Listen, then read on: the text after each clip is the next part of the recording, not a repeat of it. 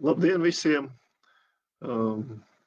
Šis droši vien būs interesantākais šīs sēdes kārtības jautājums. Tātad, kāpēc tapa šis pieprasījums? Zinot, kā strādā mūsu izlēmīgā un kompetentā valdība, proti neizlēmīga un nekompetenti, mēs jau esam ievērojuši viņas rokrakstu. Tātad, ja kaut ko valdība gatavojas pieņemt, viņa parasti to nespēja pieņemt. Viņa sāk to nogatavināt, ilgi un dikti muļļājot un mēģinot saprast, no kura galda pieķerties jautājumam klāt. Redzot, kad saistībā ar šo iespējamiem tālākajiem risinājumiem ap vakcināciju, valdībai arī nav īstas skaidrības, pareizāk sakot, ir apņēmība darīt lietas, kuras daudziem nav saprotamas un kācīm redzam arī pašai valdībai nav saprotamas, lai nesanāktu kārtējais nepamatotais un nesaprotamais sabiedrībai lēmums, kuru pēc tam neviens īsti nezinās, kā pildīt, vai arī daudzi nevēlēsies vispār īstenot.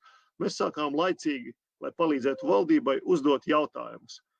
Un tātad šis pieprasījums sastāv no vairākiem blokiem. Viens bloks ir saistībā ar obligāto vakcināciju, ko savulaik valdības sēdē maijā jau tas tika izskatīts šis jautājums, tad kāda šo ir pamatotība un kāda ir valdības pozīcija.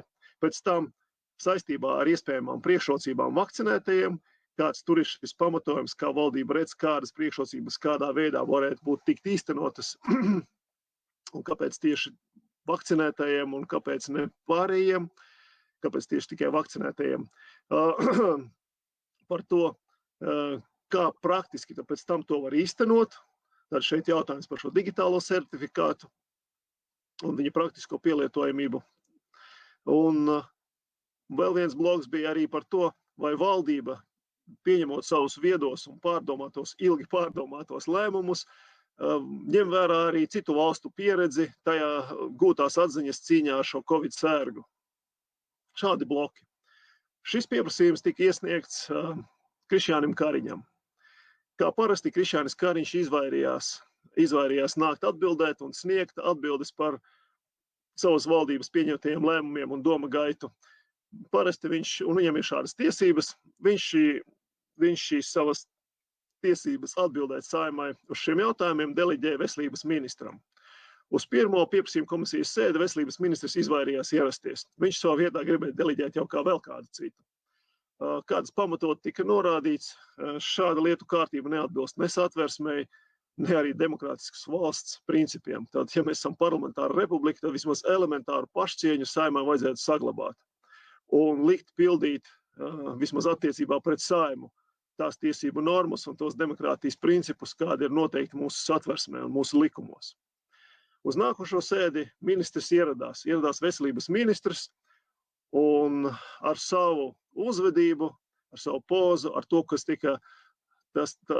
tika pasniegts no viņa puses, viņš bija uzskatāms apliecinājums un piemērs tam, kāpēc mums Latvijā tik ļoti nesokās ar šo Covid sērgas cīņu ar šo Covid sērgu, konkrēti kaut vai ar šo pašu vakcināciju. Jo tieši šī valdības nekompetentā un arogantā attieksme, neizprotamās valdības pozīcijas un paziņojumi ir tas, kas daudziem cilvēkiem ir laupījis ticību visam tam, ko dara valdība, ko valdība piedāvā. Līdz ar to arī vakcinācijai. Un šis veselības ministrs ar to, kā viņš uzvedās un ko viņš runāja Saeimā, atbildot šo pieprasījumu, bija uzskatāms apliecinājums tam, demonstrējot demagoģiju, nekompetenci un augstprātību. Konkrēti. Tātad mēs vēlējāmies noskaidrot, kā tad īsti ir, ja mēs runājam par šo obligāto vakcināciju. No vienas puses, tik tiešām valdība nav noteikusi šo obligāto vakcinācijas prasību. Lai gan mēs jau dzirdam, ka premjers Kariņš jau sāk runāt par to, ka tomēr obligāta vakcinācija atsevišķām iedzīvotāju grupām tomēr varbūt būtu vērts apspriest. Zinot to, kā valdība parasti to dara, ka viņi kaut ko taisās pielemt, pat ja tas būs pats lielākais murgs un kaut kāds absurds, ja valdība ir sākus par to runāt, tad visdrīzāk viņi arī domā to pieņemt. Tāpēc arī laicīgi mēs vēlējamies šo noskaidrot jautājumu. No vienas puses tātad it kā obligātās vakcinācijas nav, no otras puses mēs zinām, kad valdība lem par to, ka atsevišķām grupām šī obligātā vakcinācija būtu nepieciešama.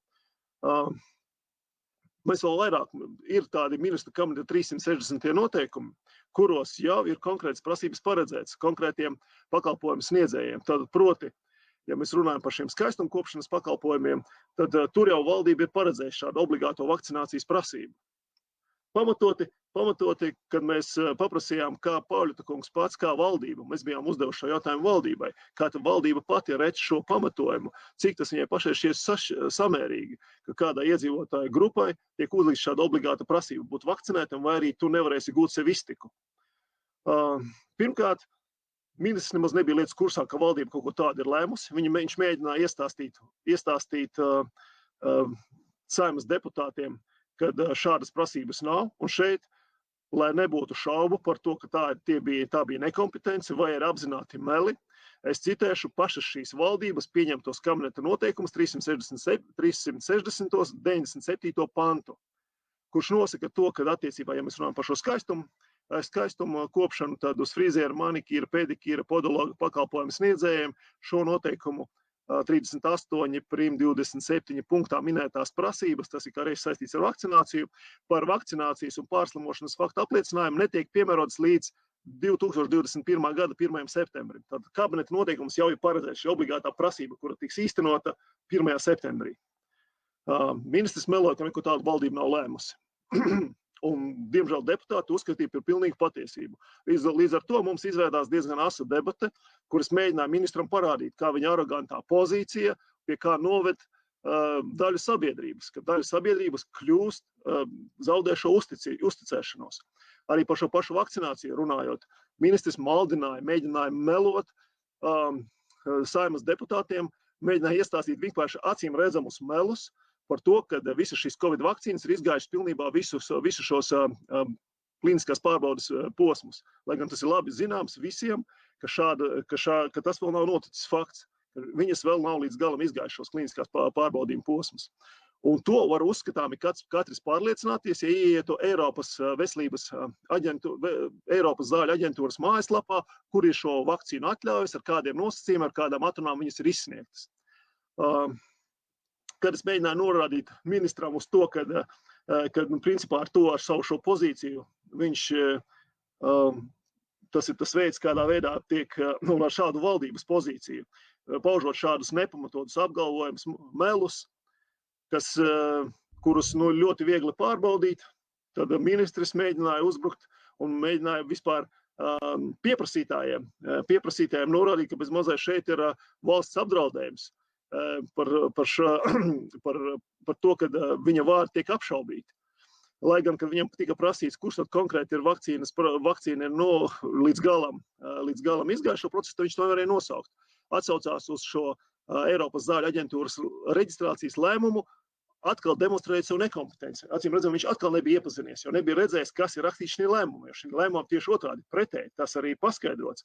Paskaidrots ir apliecināti gan šie riski, gan to, ka pētījumi vēl nav beigušies un daudz lietas vēl nav atbildētas.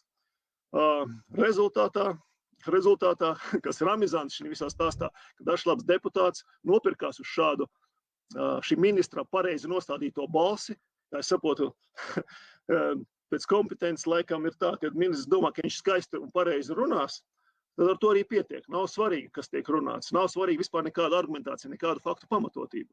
Uz to atsevišķi deputāti bija uzķeršies un jau šodien bija uzrakstījuši iesniegumu mandātu komisijai, kur bija žēlojušies par šo mūsu dialogu, gan izraujot to no konteksta un mēģinot to pasniegt un vērsties jau pret pieprasījumu kaut kādā veidā.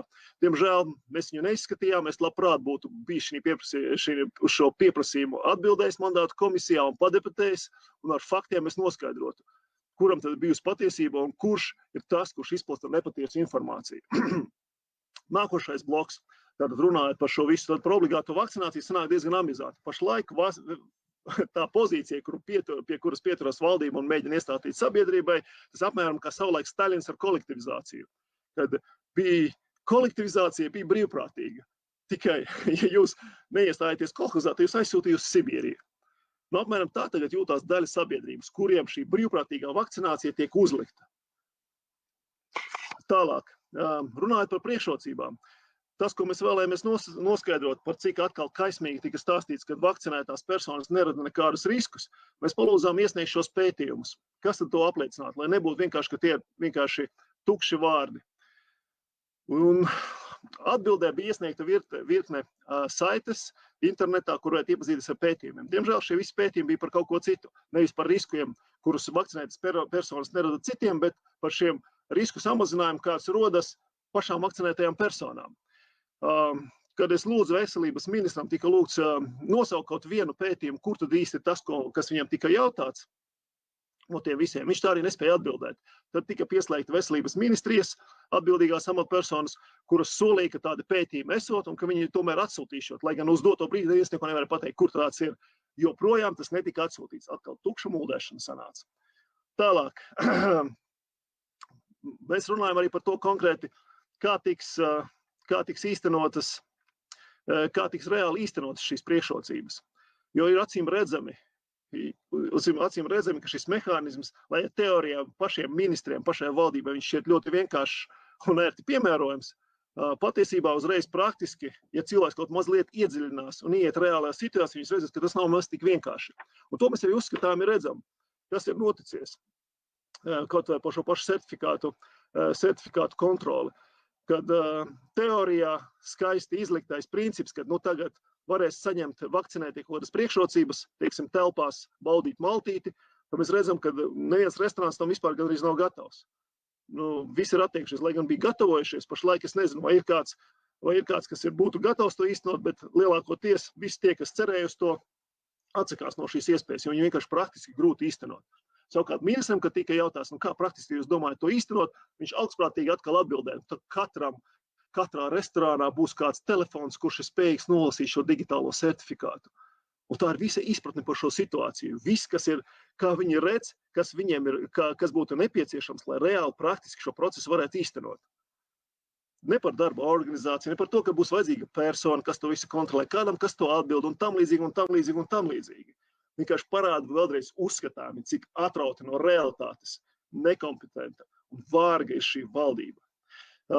Redzot, ka pašai valdībai ir problēmas ar to pieņemt adekvātus un pārdomātus lēmumus, mums bija arī viens no blokiem, vai šī valdība izmanto citu valstu pieredzi, gatavot savus priekšlikumus. Jo, ja jūs paši nevarat izdomāt neko pārdomāt un jēdzīgu un atbildīgu, tad paskatieties, kā to dara citi. Atkal augstprātīga atbilde bija, ka tas tiek ka visos jautājumos tiek ņemta visas pasaules pieredze, viņa tiek analizēta, bet mēs paprasījām, labi, pasakiet kaut vienu konkrētu piemēru. Pēc šīs skaistās tukšrunāšanas, pasakiet konkrēti piemēru, ko es ņemšu vērā. Ministri nevarēja nosaukt. Un tad mēs šeit sākās debat atkal par šo mācību procesu, kas tuvojas, lai mēs tiešām būtu praktisks pienesums. Mēs zinām, ka ir šis skaistais lozungs, kad no septembra mācībām jābūt klātienē. Un kādu risinājumu piedāvā valdība? Viņa saka, un tāpēc obligāti visi skolotāji vakcinēties, bērnus vakcinēt. Ja tas tā nebūs, klātienē nodarbības nebūs. Eleganti atkal. Un tā tas ir visur tiek risināts. Tā vietā, lai paskatītos, kā citās valstīs to risina. Un viens tiešām reāli praktisks un efektīvs risinājums, kā nodrošināt cilvēku drošu atrašanos telpās, tas ir kontrolēt gaisa kvalitāti. Tas ir tas, kas reāli strādā, kur jau ir reālas procedūras, reāli izpētīts, reāli parametri gaisa, pēc kurus kontrolējot var panākt, ka telpās cilvēki uzturēties ir droši.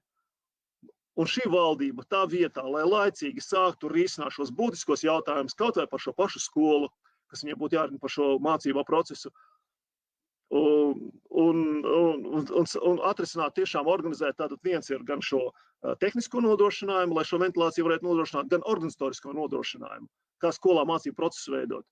Jo es atceros, kad es mācījos, mums bija principā savādāk šis mācību process. Mums stunda, mēs pār starpbrīžos kabinetos nesēdējām. Mums bija jāiet staigāt koridorā, bija dežurējošais, kurš vienmēr bija atbildīgs par to, lai telpas būtu izveidinātas un tā tālāk un tā tālāk. Tas ir tas viss, ko vajadzēja risināt. Tā vietā nekā tam līdzīga nav. Viss, ko dara šī valdība, viņa atkal mēģina uzlikt kaut kādu imperatīvu uz sabiedrību. Tagad jūs, sabiedrība, vai nu jūs darīsiet to, ko mēs jums sakam, vai jūs esat visi neatbildīgie. Jūs esat neatbildīgi un jūs esat valsts skaitnieki. Ar šādu pozīciju tieši valdība ir tā, kas ir panākusi, ka mēs esam pēdējie gandrīz visur. Ne tikai vakcinēšanās stāstā, bet arī visās citās valstīs svarīgās lietās. Mēs atpaliekam jebkur. Un tā ir nevis sabiedrības vaina un atbildība, bet šīs valdības vaina un atbildība. Tās nekompetence un nespēja pieņemt atbildīgus lēmumus un nonest tos līdz sabiedrībai. Un šis pieprasījums, izskatīšanas gaita, šīs ministra atbildes bija uzskatāms tam apliecinājums. Kolēģi, šo pieprasījumu vajag atbalstīt un panākt to, ka mēs pieņemam atbildīgus lēmumus, ka valdība pieņem atbildīgus lēmumus. Paldies! Paldies!